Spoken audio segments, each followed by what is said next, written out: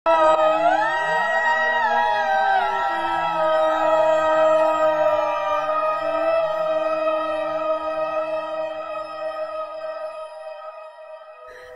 adalah kisah perjalanan akhir hidup seorang letnan kolonel yang ikut terhasut dalam peristiwa kelam di negeri tercinta ini. Peristiwa bersejarah yang tercatat sebagai sejarah kelam dalam perjalanan bangsa ini. Dia adalah Letnan Kolonel Untung yang akhir hidupnya tidak seberuntung namanya. Peristiwa-peristiwa dalam masa-masa terakhir hidupnya patut menjadi pelajaran untuk kita semua. Beginilah kisahnya.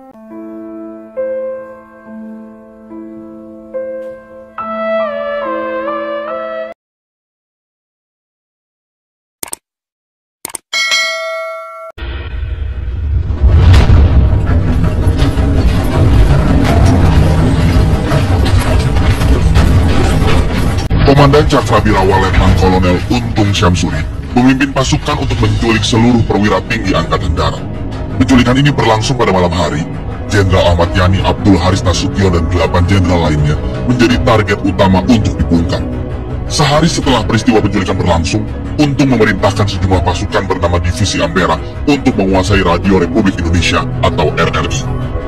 Divisi Ampera merupakan gabungan dari beberapa unsur pasukan, seperti Batalion Riders 454 Diponegoro, Batalion Riders 530 Brawijaya, Cakrabirawa, dan pasukan simpatisan G30S.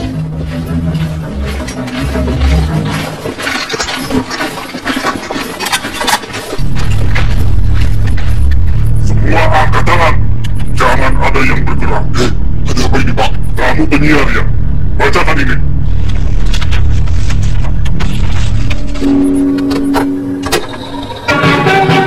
Letnan Kolonel Untung menyelamatkan Presiden Soekarno dari grup Dewan Jenderal. G30S menyatakan keberadaan dirinya untuk pertama kali melalui siaran RRI Pusat pada pagi 1 Oktober 1965. Pasukan yang setia pada G30S menduduki RRI dan memaksa penyiar membacakan sebuah dokumen untuk siaran pagi itu. Salah satunya, anggota G30S yang namanya diumumkan pagi itu adalah Letkol Untung. Ia menyatakan diri sebagai komandan batalion pasukan pengawal presiden yang bermaksud mencegah kup kontra-revolusioner oleh sebuah kelompok yang dikenal sebagai Dewan Jenderal. Dewan Jenderal itu bermaksud jahat terhadap Republik Indonesia dan Presiden Soekarno, serta berencana mengadakan pameran kekuatan pada Hari Angkatan Bersenjata 5 Oktober. Sementara itu, di markas RPKAD Cijantung, Komandan RPKAD Kolonel Sarwo Edi Wibowo mendapat berita penculikan para jenderal dari Menpangan Kapten Supardi. Ia kemudian mengumpulkan sejumlah perwira, lalu mendengarkan siaran berita RRI yang mengumumkan pembentukan Dewan Revolusi. Maka oleh pimpinan Gerakan 30 September akan dibentuk Dewan Revolusi Indonesia yang anggotanya terdiri dari orang-orang sipil yang mendukung Gerakan 30 September tanpa reserve. Wah, ini kudeta. Nama presiden kok bisa tidak masuk dalam Dewan Revolusi? Kira-kira siapa dalam dibalik pembentukan Dewan Revolusi ini, Kolonel? Wah, kalau itu saya tidak tahu. Sarwo Edi lalu memerintahkan 8 perwiranya untuk menghubungi markas Suat, Cakrabirawa, Kodam Jaya, dan Kostrat. Sarwo Edi kemudian memerintahkan Mayor Santosa untuk mengumpulkan pasukan RPKAD di Lapangan Merah. Di depan pasukannya, Sarwo Edi menjelaskan mengenai penculikan para jenderal Angkatan Darat. Menurut saya ini adalah akibat fitnah dari salah satu partai politik. Tapi keadaan saat ini belum terlihat siapa kawan ataupun lawan. Tetapi yang pasti, RPKAD siap di tempat dan wajib mencarinya.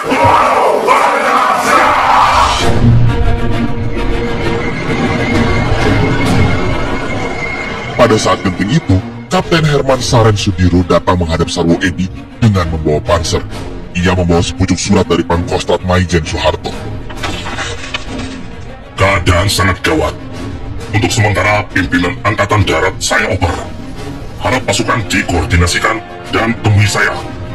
Dengan segera, Kolonel Sarwo Edi pergi ke Kostrat untuk menemui Maijen Soeharto. Ia berdiskusi dengan Soeharto mengenai kemungkinan penyerangan ke RRI dan Telkom yang diduduki oleh komplotan Letkol Untung. Berapa lama waktu yang dibutuhkan untuk merebut RRI dan Telkom? 20 menit, Pak. Perintah Soeharto kemudian diturunkan Sarwo Edi kepada Mayor Santoso, lalu ke Letu Faisal Tanjung. Informasi mengabarkan bahwa RRI hanya dijaga 10 sukarelawan pemuda rakyat dan bukan lagi dijaga oleh Benteng Riders. Oleh karena itu, Faisal Tanjung akhirnya hanya perlu menggunakan satu kompi Sintong Panjaitan untuk merebut RRI.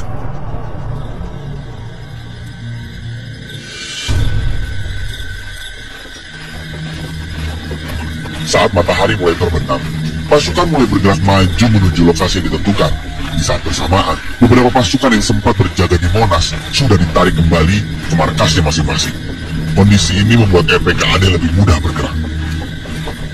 Mereka bergerak dari markas Komando Strategis Angkatan Darat atau Pangkostrat menuju RRI dengan berjalan kaki. Pasukan ini dibagi 3. Ada yang bergerak lurus, ada pula yang bergerak mengitari bagian selatan maupun utara Monas. Setelah tiba di gerbang, pasukan RPKAD mengintai keadaan di luar RRI. Mereka menemukan sejumlah orang berjaga di depan. Wah, dia serang! Ayo kabur, lari! Salah satu peleton yang bergerak untuk merebut RRI mulai melepaskan 3 kali tembakan. Tindakan ini ternyata efektif untuk mengusir pasukan PKI itu dari RRI tanpa ada perlawanan. Setelah dirasa aman, pasukan mulai memasuki gedung satu persatu. Mereka memeriksa bagian per bagian ruangan, serta membebaskan karyawan yang disandra kelompok Untu. Lalu, Letda Sintong melaporkan keberhasilannya kepada Letu Faisal Tanjung. Lapor! RRI berhasil diamankan! Tetapi masalah belum selesai. Kolonel Sarwo Edi rupanya tak percaya dengan laporan yang disampaikan Sintong selaku komandan. Ia meminta Sintong kembali mengecek seluruh gedung. Pada hari Kamis tanggal 30 September 1965, apa? RRI sudah diduduki. Coba, kamu periksa dulu seluruh ruangan. Perintah ini membuat Sintong bingung. Apalagi dia sudah memeriksa seluruh bagian dan tak menemukan satupun tempat yang masih beroperasi. Setelah yakin, dia kembali melaporkannya. Namun jawaban yang diterima tetap sama. Laporanmu tidak benar. Kamu bersihkan dulu sampai bersih. Jangan buru-buru lapor. Tangkap dulu semua orang-orang yang ada di situ. Untuk mencegah grup kontra di hari inilah yang mendorong Letnan Kolonel untuk mengadakan gerakan 30 September yang tak lama setelah itu, Sintong baru menyadari pengumuman yang masih terus mengudara itu berasal dari tape recorder. Kaset tersebut terus berputar meski tak ada yang mengoperasikannya. Demi menghentikannya, ia sempat ingin merusaknya dengan memunculkan popor senjata. Namun tindakan ini segera dicegah salah satu karyawan dan menekan tombol off. Kolonel Untung pribadi menganggap gerakan ini adalah satu keharusan bagi. Segera setelah RRI diduduki, Kepala Pusat Penerangan TNI Angkatan Darat Brigadir Jenderal Ibnu Subroto mulai menyiarkan pengumuman lanjutan. Dia membacakan pesan yang ditulis Mayor Jenderal Soeharto selaku perwira tinggi satu-satunya di TNI. Setelah pembacaan selesai, rupanya temuan tape recorder yang berisi siaran propaganda dari PKI menggelitik seorang perwira senior menyindir Sintong. Kampungan kamu. Masa kamu tidak tahu kalau siaran G30S itu berasal dari tape recorder? Ya, tadi saya mendapat perintah untuk menangkap orangnya. Keberhasilan merebut RRI telah membalikan keadaan. Letkol Untung yang semula berada di atas angin mulai terdesak. Seluruh tentara yang sempat terjebak kembali ke kesatuannya masing-masing. Dalam waktu singkat, seluruh upaya KUP berhasil diredakan.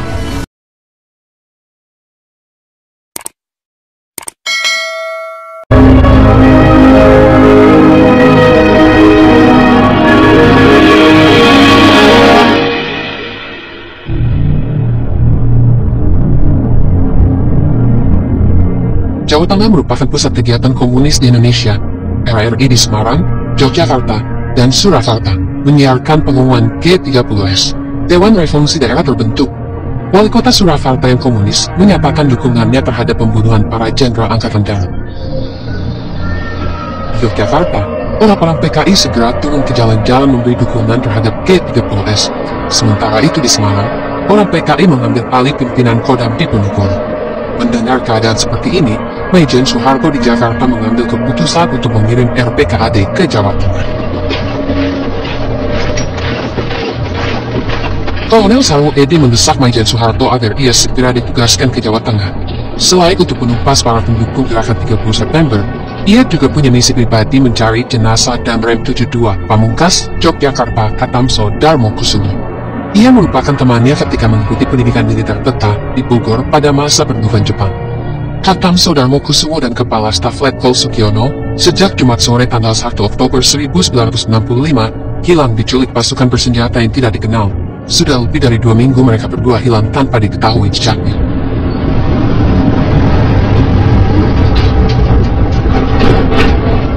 Pasukan LPKAD mulai bergerak menuju daerah yang diduga menjadi sarang pendukung G30S.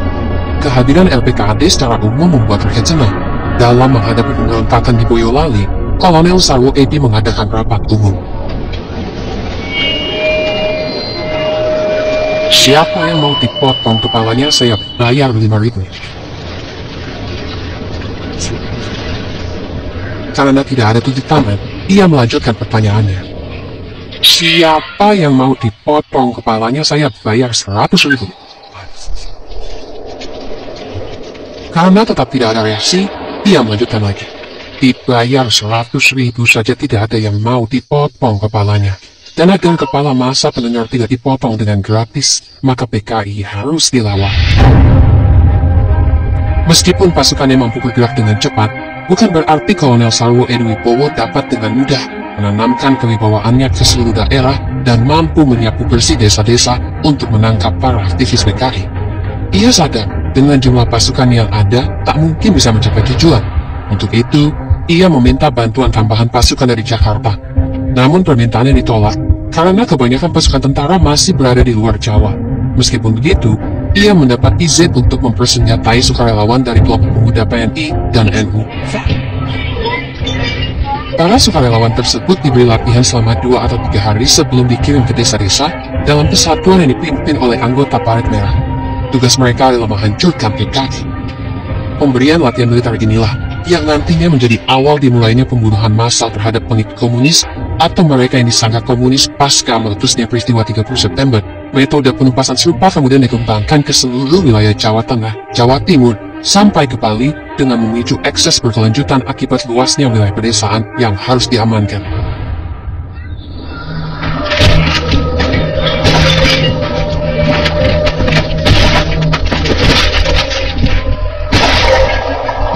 Pertengahan November tahun 1965, para pemimpin Angkatan Darat di Jawa Tengah mulai khawatir atas pembunuhan massal yang berlangsung dan cenderung tidak terkendali. Para pemuda PNI dan NU seakan sudah tidak bisa mengekang diri dalam menghantam aktivis-aktivis PKI dan korban-korban lain yang dianggap memiliki hubungan dekat dengan PKI. Kolonel Sarwo Edi Wibowo mulai ngeri dan khawatir melihat bagaimana mereka mengamuk. Akhirnya, ia memberi peringatan. Kita tidak boleh menjawab teror dengan teror, karena Al-Quran sendiri memperingatkan kita untuk tidak melampaui batas. Kita semua adalah manusia yang percaya kepada Tuhan dan kelima sila dari Pancasila.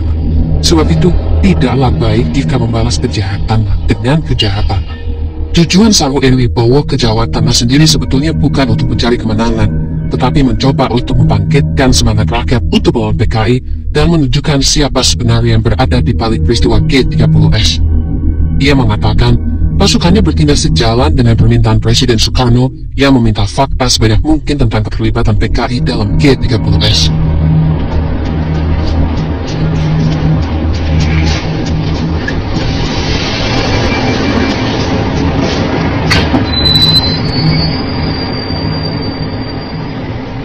Di tempat lain, sang pimpinan gerakan 30 September, Letkol Untung berusaha melarikan diri dan berpindah-pindah tempat untuk menghindari kejaran aparat keamanan pada waktu itu.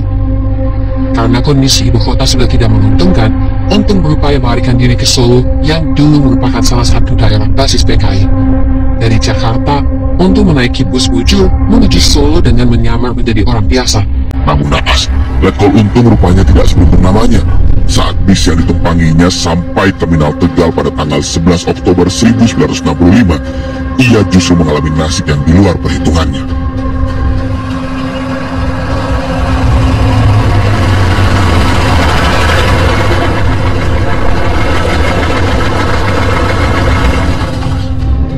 Ada tentara, Pak. Ngapainnya mereka kesini? Mungkin nyari orang PKI. Ada apa ya, Pak? Pak Supir, mohon izin mau ada pemeriksaan sebentar. Oh, monggo, Pak. Aduh, ada tentara. melihat ada pemeriksaan oleh tentara, Untung panik dan khawatir penyamarannya akan terbongkar. Untung akhirnya memutuskan untuk meloncat turun dari bis. Malangnya, karena tergesa-gesa, Untung pun menabrak tiang listrik. Copet! Copet! Ada copet! Kejar! Kejar!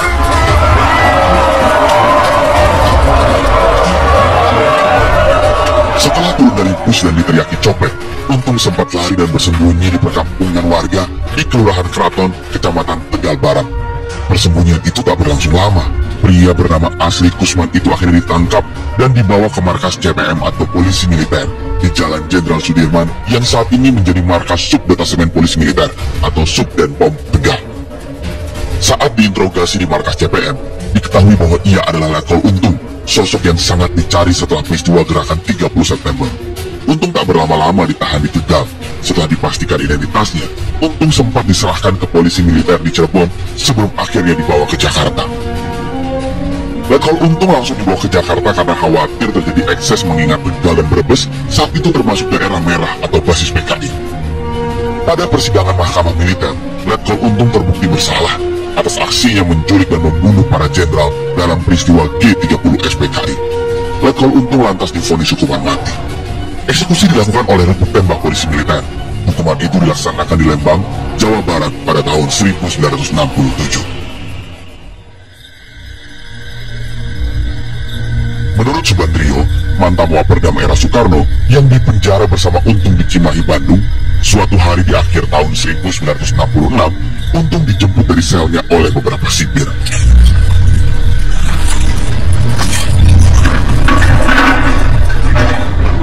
Diberitahukan bahwa Untung akan dieksekusi mati. Sebelum Untung dijemput untuk dibawa keluar penjara, Subandrio sempat menemuinya. Pak Bang, selamat tinggal. Jangan sedih ya. 4 hari lagi kita bakal berjumpa kembali di sana.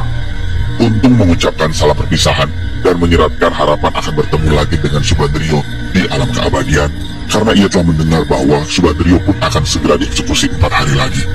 Tentara yang gagah berani itu tidak menangis, tetapi Subandrio tahu bahwa sebenarnya Untung dalam kondisi sangat panik. Ia benar-benar tidak menyangka bakal dihianati oleh Soeharto. Subandrio kemudian teringat pada ucapan Untung di hari-hari sebelum ia dieksekusi. Mas Harto tidak mungkin mengkhianati saya. Saya ini adalah sahabatnya. Mas Harto itu tahu tentang G30S. Bahkan dia memberi bantuan pasukan. Eksekusi Letkol Untung dilakukan oleh regu tembak Polisi Militer. Hukuman tersebut dilaksanakan di Lembang, Jawa Barat pada tahun 1967. Menariknya, hingga menjelang eksekusi, Letkol Untung masih percaya jika nyawanya masih bisa selamat. Hal ini lantaran ia merasa kedekatannya dengan Soeharto mampu membatalkan putusan hukuman mati yang diterimanya. Sayang, Soeharto tidak kunjung menyelamatkannya, bahkan hingga detik-detik Untung diikat pada panjang tiang eksekusi. Dia akhirnya harus menghadapi regu tembak di Lembang. Sebelum para eksekutor menerjang peluru ke tubuhnya, Untung sempat meneriakkan sesuatu. Hidup Bung Karno!